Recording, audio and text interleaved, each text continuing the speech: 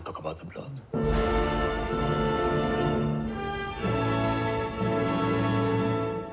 My heart, it has been bleeding for a while.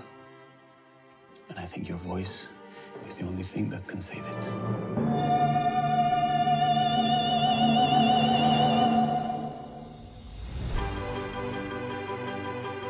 Where's the maestro? He's in Italy. We'll have him back as soon as this is Now, I don't resolved. care about your excuses. I can't talk about the lockout. Scusi, attenzione. Wait, Tu telefono. no! Tell me that we'll always be together.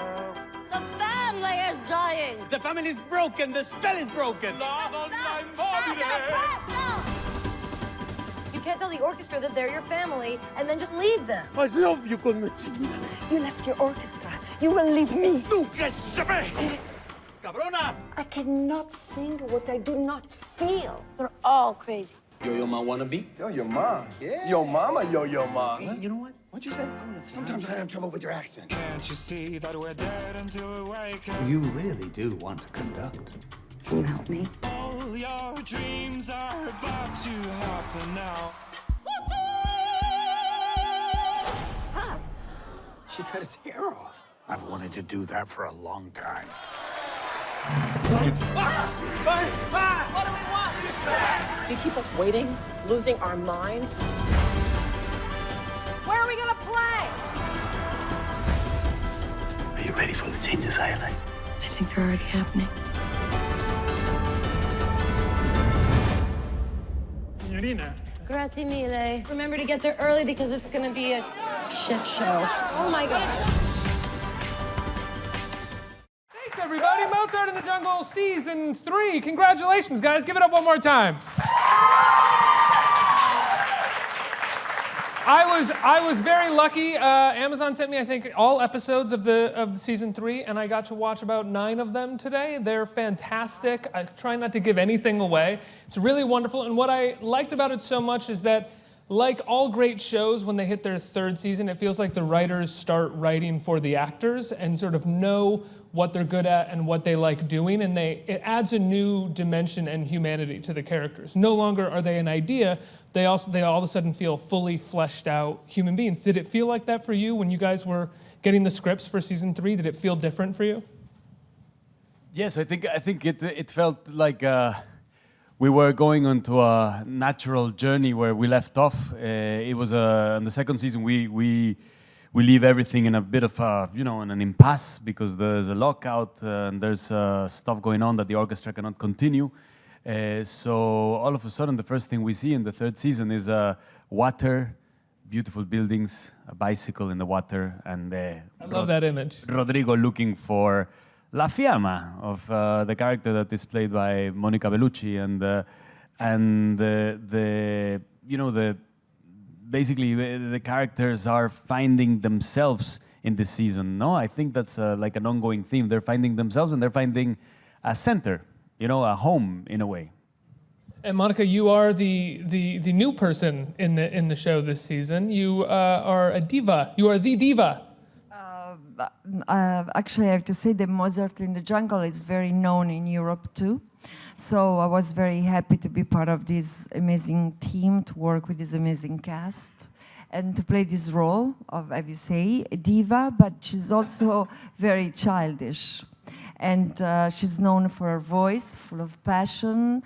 And actually, one day she walked off the stage and she refuses to go back. And then the big, great conductor, Rodrigo, comes and he wants her to make a comeback and be La Fiamma again. And then we are in front of a beautiful love story. It's a mix of passion and hate, too. And we shot this in Venice, this beautiful city that represents the secret and the passion and death and Eros et Thanatos, some way. So it was the perfect atmosphere for those beautiful episodes. You play an opera singer. What sort of research did you do before you got on screen? No, but actually I get in touch with the opera much more, and I had the chance to see all those beautiful operas like La Traviata, La Tosca, Samson Delilah, and also, of course, I studied the attitudes of great divas as Callas, Netrebko, Caballé, Beverly Sills. Mariah Carey. And and so, you know, and what is beautiful about our work is that, you know, we create something that we are not. So I'm not a singer, but I hope that my opera singer, she's believable on screen. I haven't seen yet, so. And now the opera that you sort of conduct while in Italy, can we talk about, I'm not sure, no one told me this is a spoiler or not, can we talk about what the opera is, what it's about? Well, it's a collection. It's a composite of different numbers of different arias, new to La Fiamma, you know, and we've never seen this in the show. You know, we've never seen the relationship that exists between a singer and the musicians, between the singer and the conductor. So this is something that also develops, and it is a collection of arias from Samson and Delilah, for example, to Carmen. You know, there is and to a new piece, a modern piece that's actually quite funny. It's inspired, and it was written, you know, based on the story of Amy Fisher, and. An opera based on... I didn't know about it. That's what I was curious about. Because I'm in Europe, this story is not very known. So through the movie, I could learn so many things. But actually, what is beautiful about those episodes that we see really behind the scene, what's going on in the mind of people that are in art. It's like sometimes they need to create pain in order to have feelings. And so this was very interesting too, you know. It was a very good contemporary composer called Nico Muli who came and acted in the show as the composer as himself in a way, and also he was the one that made that piece of Amy Fisher. It's really good. It's a really good one. I didn't know who Amy Fisher was. Did you do a deep dive into the Amy Fisher story? It's one of those trashy American tabloid stories that once you start reading about it, it's hard not to keep reading about it because it's so crazy that it was such a popular story. Well, I think maybe for you it was also the same, Monica. I'm not sure, but for me it was. I tried to keep myself virgin about it, so that when I heard it for the first time, it was Rodrigo hearing about it for the first time. So there were twists of the story that I was like reacting really like honestly. Wait, in the show, what we see is you actually reacting to the Amy Fisher story for the first time? As Rodrigo would do for the first time as well. Yes, so it was like, yeah. But actually, the story, this is perfect for opera because it's a drama, tears, passion, killing. So it was perfect for opera. And Lola, we see your character this season is also flirting with composing herself, becoming a maestro, right? Yes, that's true. And I think that what you were saying earlier about how in the third season the writers are beginning to write for the actors explains a lot, because I thought that was a big coincidence that my character is also, I mean, myself and my character have always like traversed a similar path, which is coming into an industry, coming in and being supported by people who have already had a lot of time in that industry, and also being very shy. And then I think finally now just myself feeling a little bit more comfortable. And now I'm going to start conducting in my real life. So. Wait, you're going to start conducting? Okay. Are you going to direct? I mean, I don't know. Sure. Can I bring attention to one thing? Amazon, don't get mad, but you're wearing no Dakota Access pipeline pins. Thank you. Give a round of applause if you support that. I do. Thank you for wearing those pins on the stage. Oh, and you are as well. I'm sorry. I don't want to leave you out. You as well don't support the Dakota Access pipeline. Bernadette, it's wonderful to have you here. Thank you so much for being here. It's great to be here. Your character, I mean, we're talking about what's happening in Italy, but the story for your character is still what's happening in New York in the lockout, and you sort of trying to figure out the best way to get everybody kind of working together again. And the best way was to go to Venice to try to get Rodrigo to come back to settle the strike, because I think that the mayor asked me to bring him to a meeting, and which he doesn't show up at. So I realize I have to go and convince him to come back, and I don't think I do. He does show up. I don't know if it's because I convinced him or because of circumstances, but thank God he's back, and he does help settle the strike. The show, to me, is a quintessentially New York show, even though the first part of this season takes place in Venice. But because of the orchestra, it feels like very much a New York show. And Bernadette, you, to me, feel like very much a New York actress because of your Broadway credentials. And I think you, having lived here, you've lived here for a long time. I was born here. Right. What's it like for you to be able to take part in a show that Italian background. From I'm my so proud Italian of that. background. Yes. What's it like for you to be able to take part in a sort of quintessentially New York show? Well, I love the show. I love that it's basically it's a Philharmonic orchestra, and basically my character runs something like Lincoln Center, which is a huge, beautiful, important artistic place in New York. And what's great about my character is that she basically starts out as a cabaret singer and sort of marries well and works her way into this the more sophisticated world, and she runs. She's a suit, basically. She has to put people in the seats, and yet she has this artistic heart, and that's why she loves Rodrigo, because she knows Rodrigo, in his crazy choices, is a pure artist and will really take the orchestra where it needs to get. But she still has to balance him and putting people in the seats and giving the audiences what they will pay to come see, what they know. And then she can throw in a bunch of his unknown things. But Rodrigo was kind of her great artistic love, while at the same time the bane of her sort of business existence. exactly, and I think she understands him and knows him really well, and yet he drives her crazy. Well, Haley is somewhat passive at times, and I feel like conducting for her is going to become a new ability for her to actually have agency over herself and her career. Whereas even in the first part of the season, we see her being, quite passive towards Rodrigo and any kind of advances, whether they're accidental or silly or not, and any sort of opportunity that's given her. What was it like for you to sort of see that your character was going to suddenly have something that was going to give her more agency? I think it was really exciting to follow that whole arc, because I think that any creative person has the experience of falling in and out of love with the thing that they're creative about, or the thing that they're creative with, rather. And I think that when we meet Haley at the beginning of season 3, she's in this moment where she's kind of sold out a little bit to whatever extent that she can. She's doing her craft for somebody who she doesn't respect, and she's got an amazing Dermot Mulroney impression at the top of the season as well. I'm so embarrassed by that Dermot Mulroney impression. Did you work on that? No, I mean, it was kind of an on-the-fly situation. I don't know. I mean, I really don't think I could imitate Dermot Mulroney effectively.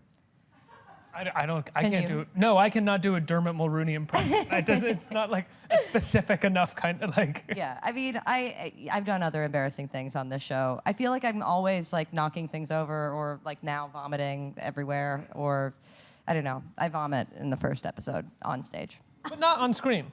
No, it's like a run to vomit. Off-screen vomit. Yeah. Lucky for you. But I digress. I guess I'm just saying that it was really fun to explore the being kind of down and out at your craft, and then finding that thing that reignites you and makes you want to expand rather than contract.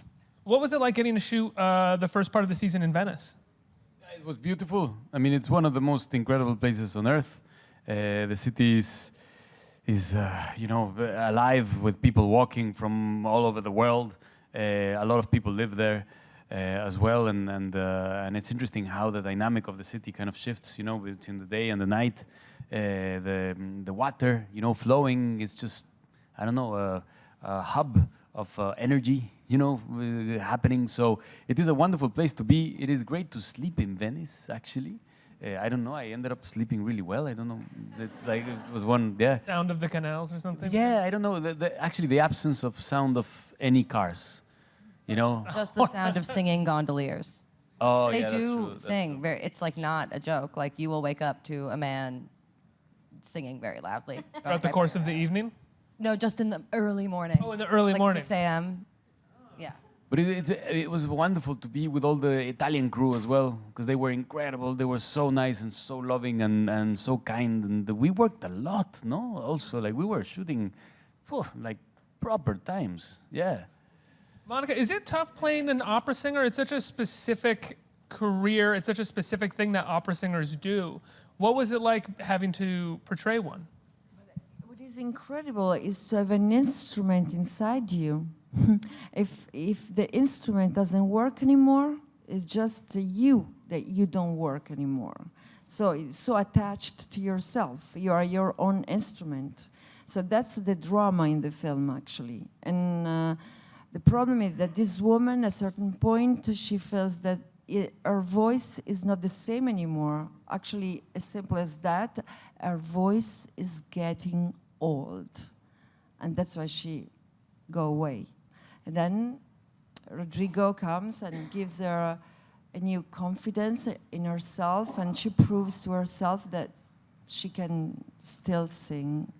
So it's a human and beautiful moment. There's an episode in the middle of the season. I don't want to give anything away. I was talking to you about it backstage very briefly. It's one of my favorite things that I've seen on TV. I think I just love, as a sort of cinema fetishist, it's shot in 16 millimeter. It looks like a Maisels Brothers documentary from the mid-'70s, and it's about the orchestra performing in front of prisoners.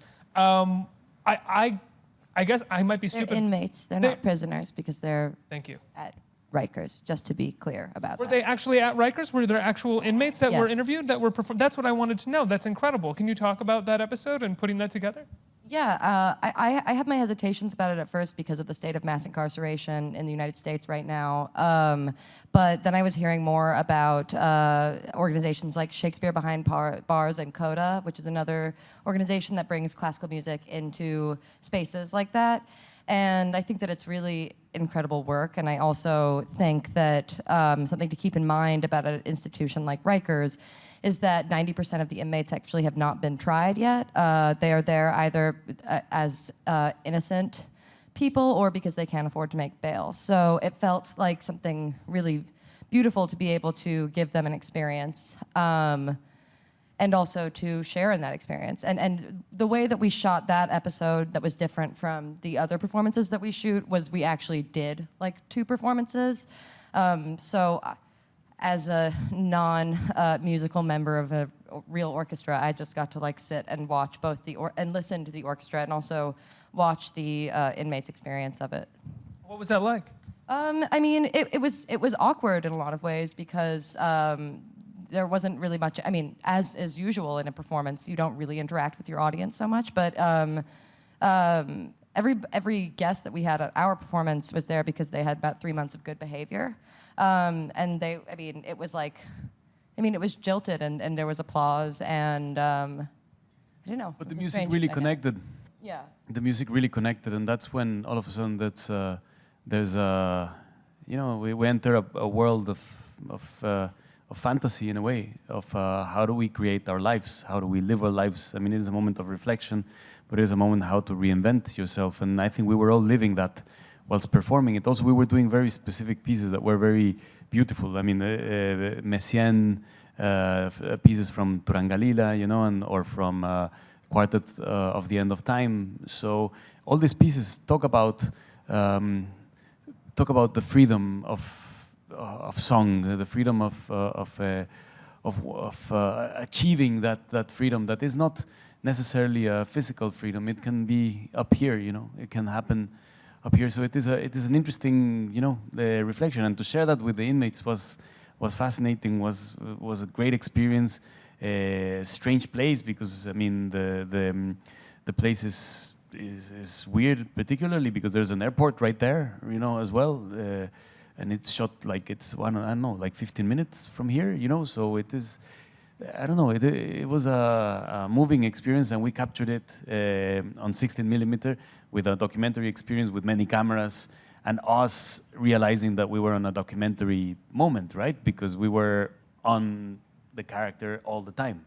We were shooting constantly, and we were improvising, and it gave us a really nice chance also to play with the characters of our improvisation, because there was no script in that episode, so we would just you know, what would Gloria say at this point? No, what would Rodrigo say? How do we come this together? How, like, what are the interactions? Who gathers with who hangs out with whom? You know, like it was interesting to do that. I got a chance to actually talk really bad about the orchestra to the camera, as if we were in a documentary. You know, Rodrigo being fed up of taking care of these people. You know, like taking care of the orchestra that needs to get their act together. So that was really nice. You know, to play around with that.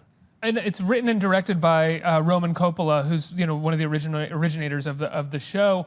What did you guys think when he pitched this idea to you? What was the original pitch? I mean, was it like, let's stop the show in the middle of the season and do this documentary, or I want to go to Rikers and perform in front of inmates in Rikers, and maybe we can make how fully formed was the idea when it was brought to you? Because it is such a wonderful departure from almost like the whole storyline of that season. Well, it was very, the premise was there, the intention was like, we connected with it, but I mean, I just have to value so much the fact that we're able to work in a show like this, because, I mean, life is so short, there's so few films you can do in life, not many series, and the fact that we're in one that dares do those kind of things, I feel really proud and grateful that we're able to experience that. And we were all up for it, no? It was like an immediate, let's go, let's just go there and do it. And it's gonna be incredible. We had a couple of meetings and we had a rehearsal with the orchestra, which was just amazing, like with a big orchestra with this on Martenon, this instrument that is like, I mean, it was amazing. It's beyond, and if there's one piece of music that one wants to rock the hell out of, it's Turangalila. Messiaen. It is the rock music. I saw it recently. It was performed here in New York at the Carnegie Hall by the Simón Bolívar Orchestra with Dudamel conducting. Wow. I mean, it is like, it's 10 movements, it's long, but it's amazing. It's just pure, it's the dark side of the moon in Pompeii. Let's open it up to the audience for some questions. Who has questions out there? Hey, I heard you directed the last episode of this season. How was that, or how was he as a director? The second to last, actually.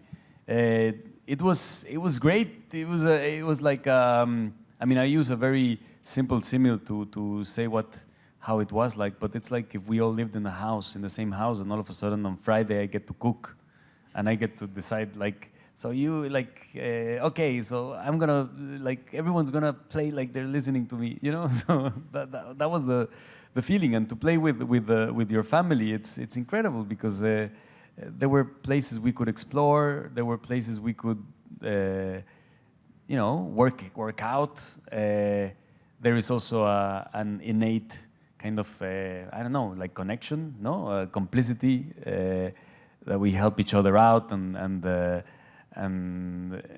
maybe it was for the first time they were listening to what I think of their characters in a very open way as well, or where it should go. I loved when he directed. It was a thrill because he has the artistry of an actor and what can happen in a scene, and there are all the possibilities, and he had some very good ideas, but he also said, "Oh my God, I'm watching this scene and I want to jump in and I want to be part of it."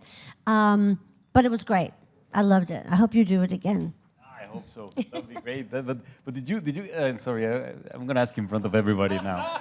How did you like the way I directed you? Exactly. Say it was bad. Say it was bad, just for fun. No, but did I tell you stuff that you were like, no, Gael, like this is not? I definitely resented you like a little bit.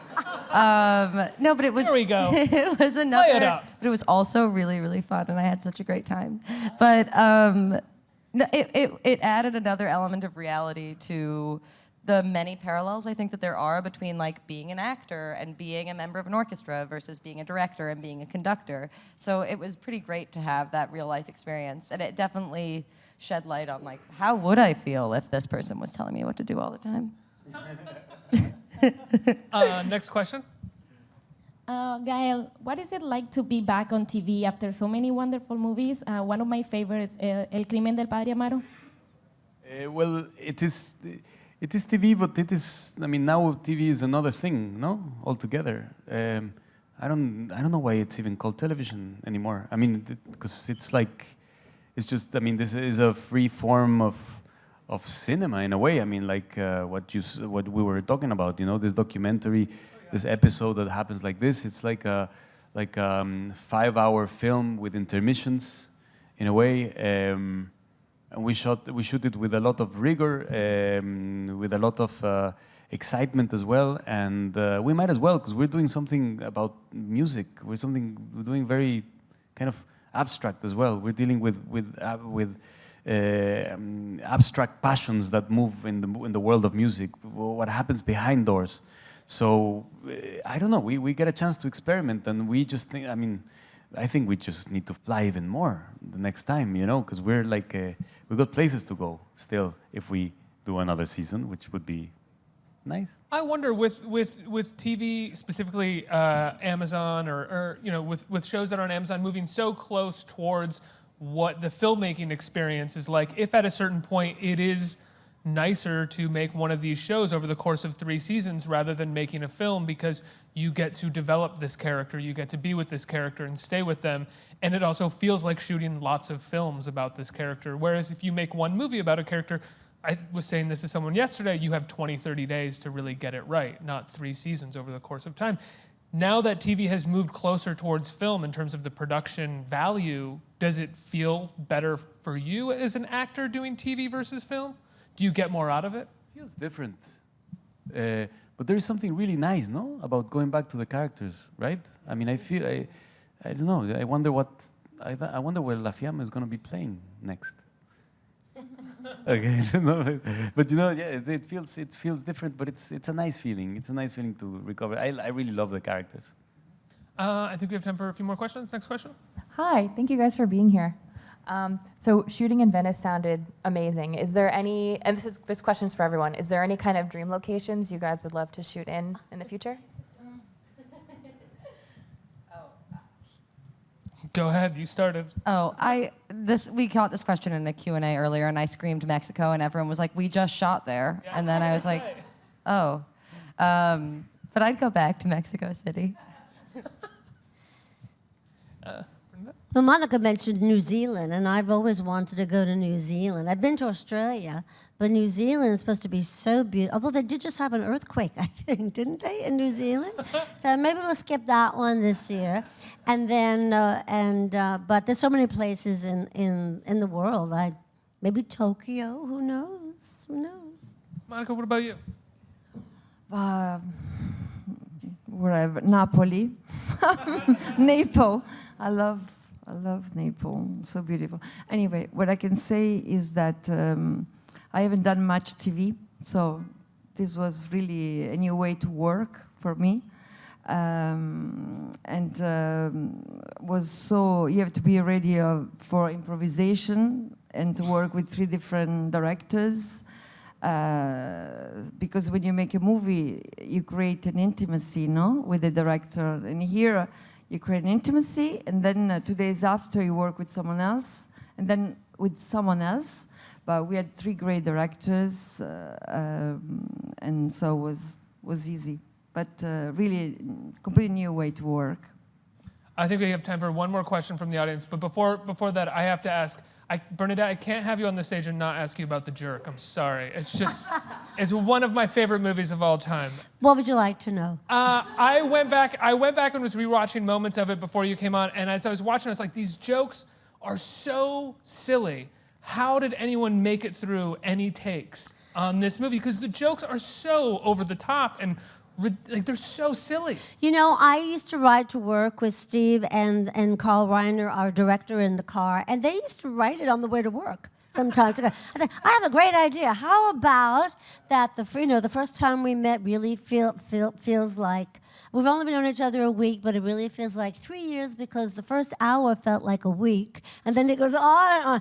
You know, and I just had to like not listen because it was a joy to be around, actually. Love that movie. Last question. Hi. Bernadette, I was wondering if you could talk about your experiences on Broadway and how acting in front of a live audience differs from acting for TV. It has to be alive, whether it's and you have to feel like you're doing it for the first time, whether it's on stage or whether you're doing it on film. The thing about stage is it is the same lines every night. You know what you're going to say. So there's a different challenge there to find it alive and fresh every night in a new way. Because if it's alive for you, then it's alive for the audience. And on film, you have just that one day, that one maybe morning, to get that, to make that scene work. And it depends on the scene, first of all, if it's dramatic or if it's just loose and keeping it loose and keeping it alive and being open to what's going on. It's a little bit different, but in the same respect, it has to be alive.